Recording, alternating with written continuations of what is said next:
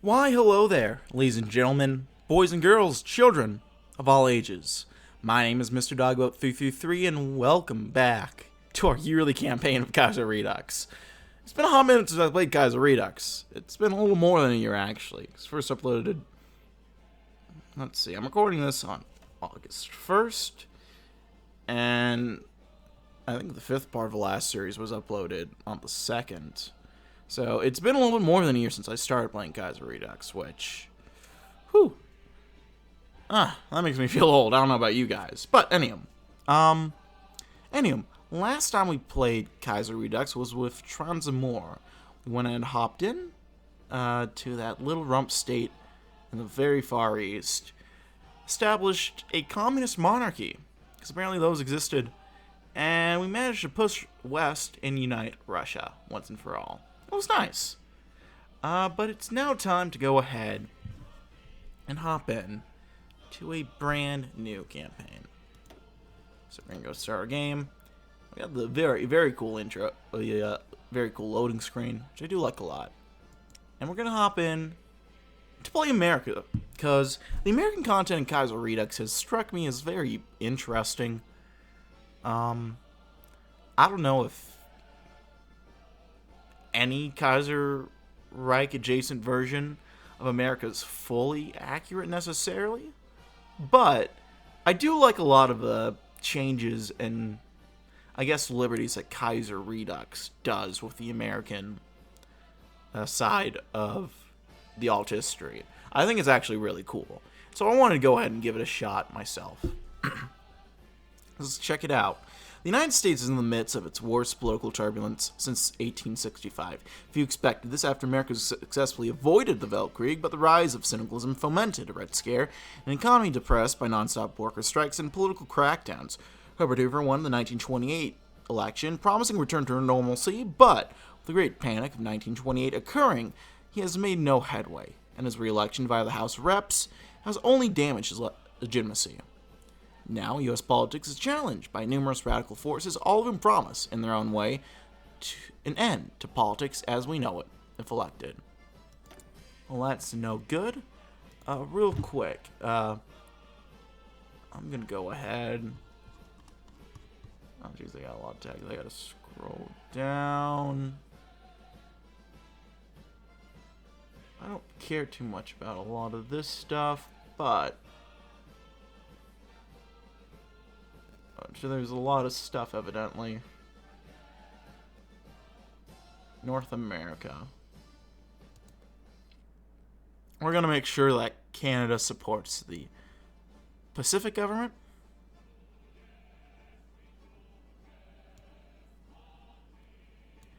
Just because that'll go ahead and help us with what we want to do. And yeah. That should set us up. If you can't figure out what path we're doing, just from that, then I don't know what to tell you. You'll just sit tight. Hang with me. You'll figure it out. So yeah, Kaiserredux, New York. Appreciate it. Play the game. Thank you, Kaiserredux team. Very cool. Okay, so let's go ahead. I'm gonna set my timer, and let's go ahead and check things out. So our president is Herbert Hoover. Our vice president is Charles Curtis. Hoover is indecisive, which gives us some stability, but not a lot of political power gain. He's an unpopular president, which is just bad malices. And then he's a failed humanitarian, which gives us even worse malices. Jeez. Herbert Clark Hoover is the 30th president of the United States. However, before becoming president, he was best known as an engineer, businessman, and man in charge of the Commission for Relief in Flanders, Wallonia. In addition to that record, he's also known for his two failed attempts to become the Republican nominee for president, losing once in 1920 to Leonard Wood, and again in 1924 to Irvine Lenroot. Both Republicans will go on to lose their races to Woodrow Wilson and A. Mitchell Palmer, respectively. Hoover became the Republican nominee in 1928 as a compromise candidate between the conservative and liberals within the party. With Hoover's victory in the 1928 election, Republicans would celebrate their victory, but their cheers would not last. As the U.S. was still in an economic slump, began experiencing a major environmental catastrophe, that was and still is destroying the American farming industry. Part of Hoover's 28 campaign was the legalization of the SBA party. Ever since the SBA entered American political society, the growth of the workers' strikes heavily linked to the SBA and the failure of negotiations have seen America's industry grow slow to a grinding halt. Hoover's policies of actively intervening in the economy and increasing the national debt have brought little success in improving the situation overall. His victory in 1932 saw little celebration. It was decided by a House vote. This has made him quite possibly the most despised man in America. Everyone from the Democrats to the ODP, SBA, and NFP are now calling him the failed humanitarian. That's rough.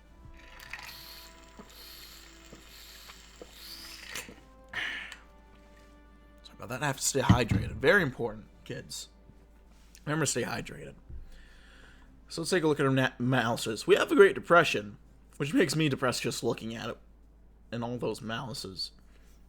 As a result of both constant political strife and the banking crash of 1929, the United States economy remains in turmoil. Next, we have a political crisis. The U.S. is in crisis. The Great Depression, which has been ravaging our nation for over a decade, is still not let up. Popular desperation has allowed the far-left SPA, the populist AFP, and the far-right ODP party to gain strength in recent years. Others look to MacArthur and the army as a way to solve both the depression and radicalization. Many worry that the United States could descend into civil war should our current situation not be resolved, or a radical presidential candidate win in the upcoming 1936 elections.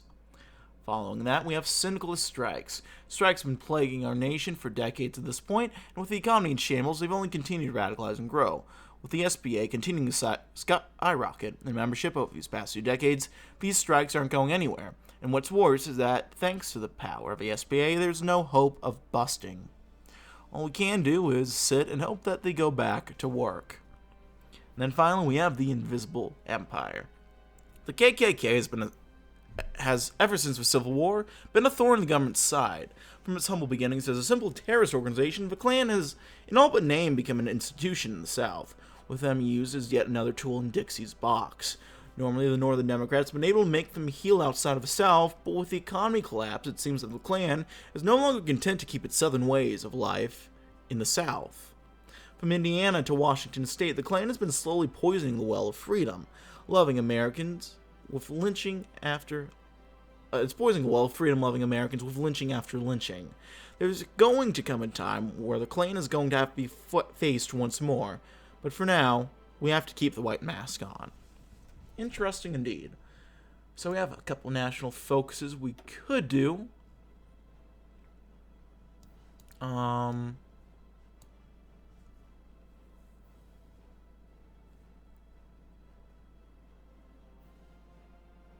So yeah.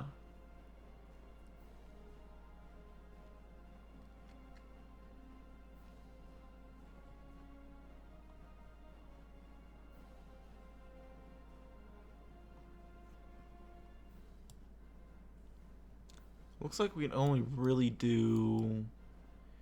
America's a pretty big tree already.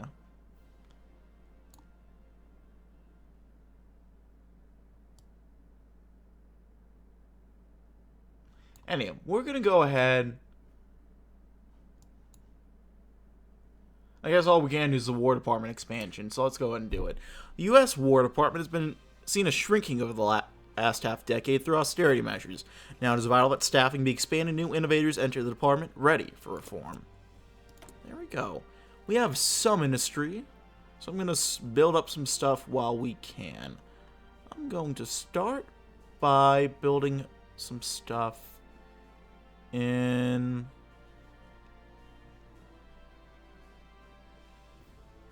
Put a civilian factory in Northern California. Build a little bit more. We'll do one in Oregon. We'll do 2 in Oregon. Get that going. From here we'll do, I guess, the usual support equipment. Mechanical engineering. Machine tools. And construction 1. Beautiful. And then we'll start doing... Boom. Boom. It's not doing anything, actually. Hold on.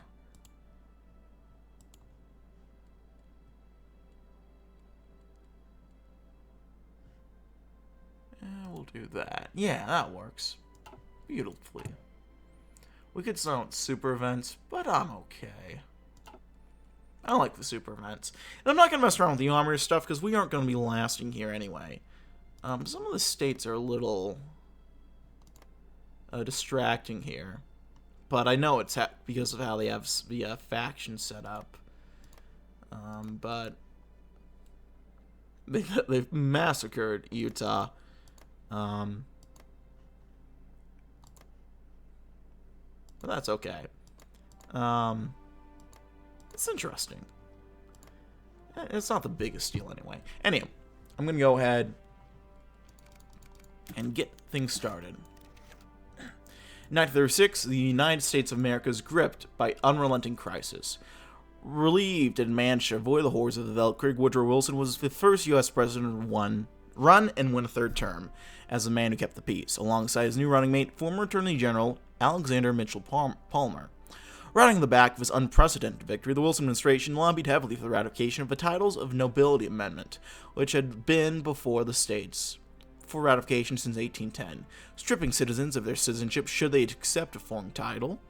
The Wilson administration feared that with the victory of Germany in the Great War, they may try and win over the American populace for monarchism with the promise of noble titles. After a lengthy lobbying campaign, the 18th Amendment was formally adopted. This political victory was short-lived, however, as Wilson suffered a stroke shortly after his election, setting off a constitutional crisis and struggle for power in his cabinet until Wilson died in late 1923. Until then, Wilson, Palmer, and the cabinet reacted to French and British revolutions and growth of American syndicalism with increasingly extreme crackdowns on union organizing, and eventually a slew of organizations suspected to have connections to the radical left. As workers became increasingly radicalized and anarchist bombers made several attempts on Palmer's life, and this political situation deteriorated alongside the economy due to a combination of strikes, political instability, and loss of trading partners.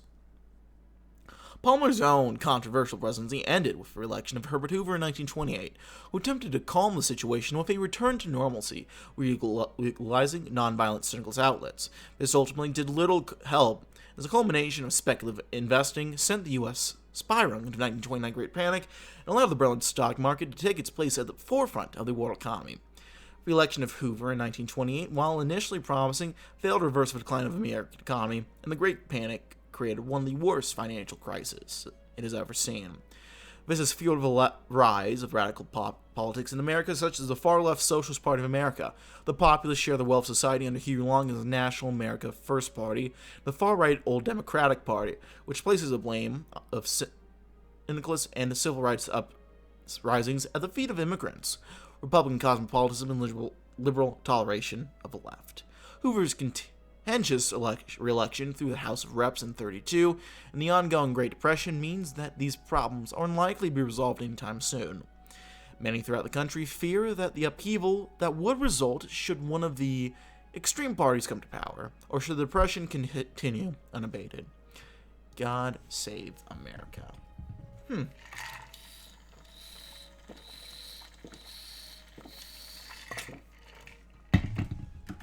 Well, here we go.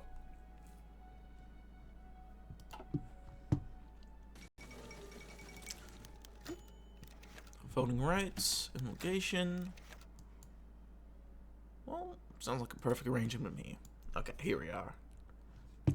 As America spirals even deeper into chaos, there's been a growing wave of crime throughout the country. Many of these criminals are getting sensational news stories about their activities, especially the gangsters like bank robber John Dillinger, Chicago crime boss Al Capone, and the scandalous Bonnie and Clyde. Thankfully, the Bureau of Investigation has been working hard to catch these criminals and bring some order back to America, although they have requested an increase in funding, claiming they have a shortage of manpower. Of course, the AFD, ODP, and SBF have begun attributing these crimes to moral decline and robber baronies. And increase their funding. Why not? Ooh.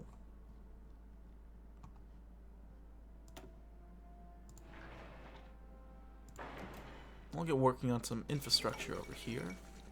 The Riga Winter Olympics, interesting.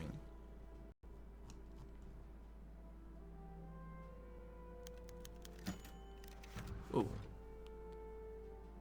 Georgia Governor Eugene Talmadge had formally declared himself a member of the Old Democratic Party after being a lifelong member of the Democratic Party, which he claims is selling out true Americans. A political faction with an ambiguous relationship to the Democratic Party when they appear to primary Democrats they disapprove of whenever possible, and when it's not, they run their own ticket.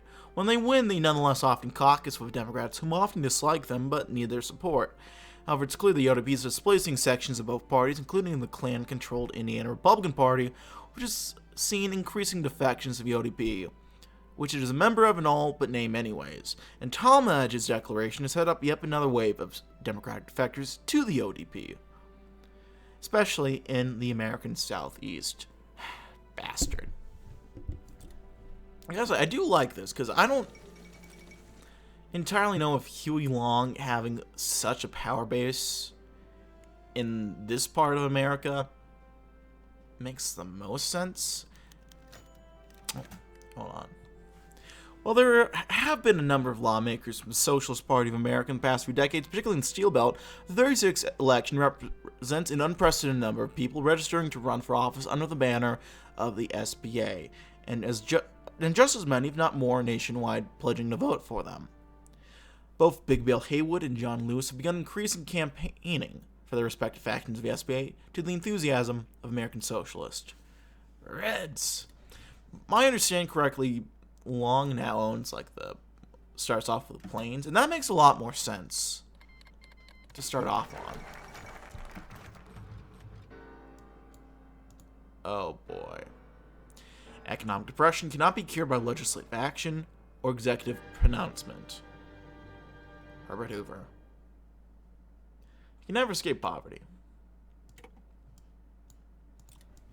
The defense of the United States has always been an uphill battle. Stretched thin against the vast breadth of the North American continent, the U.S. Army has had little chance to distinguish itself throughout the 160 years of history. It won the bare minimum victories to maintain the American independence during the Revolution and the War of 1812. It formed admirable against the corrupt regime in the Mexican-American War, but half of those forces would provide the seed for a fledgling Confederate army during the ensuing Civil War. Most recently, the army performed barely adequately to subdue the heavily outgunned Spanish and struggled to suppress a half-starved Filipino insurrection more than 30 years ago. Prevented from joining the Weltkrieg on either side, it has suffered in both doctrine and technology, with no tanks at all, a small Air Corps subsidiary to the ground forces. With the hobbled lion that was the British Empire, the northern frontier, and a syndicalist stronghold poised in the south, the U.S. Army must be asked to defend the Republic from enemies within and without, and few agree that they are up to the task. Well, they'll have to suffice. The 36th election is looking to be one of the most contentious in American history. Many politicians within the upper circle of the Republican and Democratic parties fear that a victory of the SBA, the AFP, or the old Democrats would mean the end of America and the American way of life. In order to avoid this, a plan has been proposed by the Republican Party in which they'll nominate a member of both the conservative and progressive wings of their party to their ticket that guarantee a moderate platform. As part of this agreement, the Republicans will not run candidates in the solid South to give traditional Democrats a better chance, and likewise will not run party-endorsed candidates in the progressive heavy areas.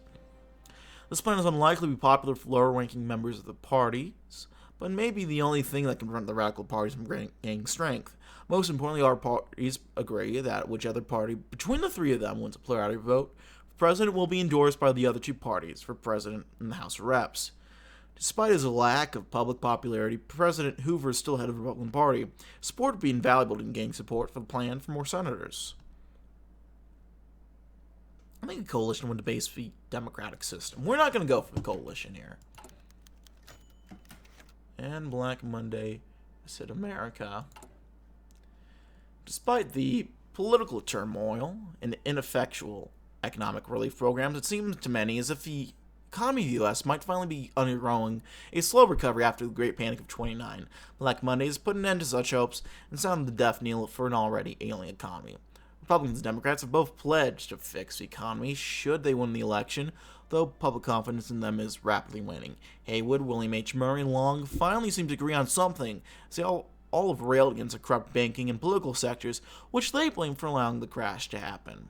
And this is just not our year. France. With violence and instability sweeping the country, J. Edgar Hoover has sent in a report the AFP and SBA began growing their existing paramilitary militias which they claim is necessary to protect their supporters from either the government, vigilantes associated with the old Democrats, or even each other. The FP have called their group the Minutemen, while the SBA calls their militias the Red Guard. Meanwhile, the old Democrats are associated with various white supremacist paramilitary groups, especially your revanchist National Klan, who seek for consistent growth as a result of immigrant radicalism, a push for further recruitment pressed for by Hiram Wesley Evans, the apparent heir of the Grand Wizard William Joseph Simmons. Patrolling the party strongholds and party rallies, these well-armed and equipped paramilitary units have already engaged in scattered, though extremely violent, conflicts. We believe the paramilitaries are modifying civilian firearms, and the FBI's attempts to seize weapon stockpiles are too slow to stop gun runners. This could turn very bad, very fast. Damn it! I'm going to keep this open for as long as I can so we can get all this construction down.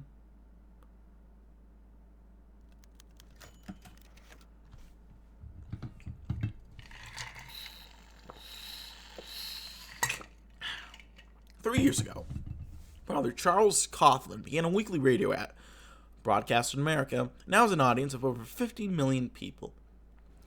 A leading AFP activist, he's a conspiracy-minded populist who claims that the syndicalist revolution in France was fomented by the German elite and that the Berlin stock market crash is an international conspiracy bankers, and somehow people still tune into his radical agenda, which he calls for a near overthrow of the U.S. government. His extreme and unorthodox rhetoric is barely tolerated by the church, and the Pope is expected to make a decision whether to ask the U.S. government to shut down his broadcast so that his message cannot reach the public.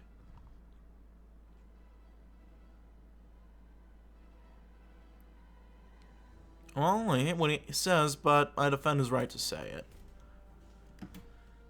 That's all I can really go for right now. And, yep. Okay. That was worth a shot. The U.S. Secretary of Commerce, Roy D. Chapin, has died today due to a severe heart attack. A close ally of Herbert Hoover within the Republican Party, Chapin is desperately attempted to work with businesses, especially those in the motor industries, to undo the severeness of the Great Depression, with Vice President Charles Curtis only having survived his own heart attack early this month due to occurring in the White House with medical staff on standby. Many see this as both a symbolic and literal example of the old political class passing away in favor of new movements, although the Republican Party has protested such claims. Yikes.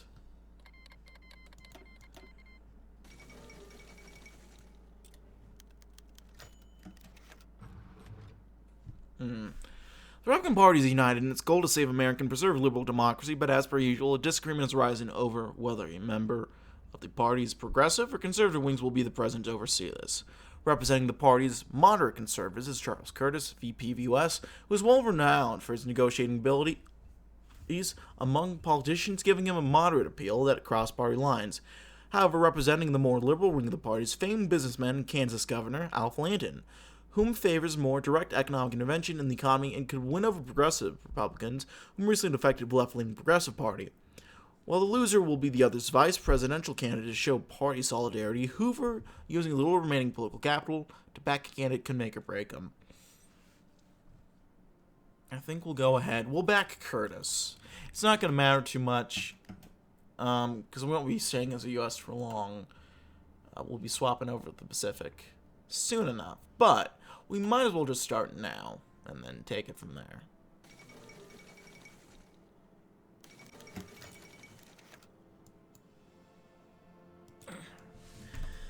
The Democratic Party and the Republican Party were just like the old patent medicine drummer that used to come around our country.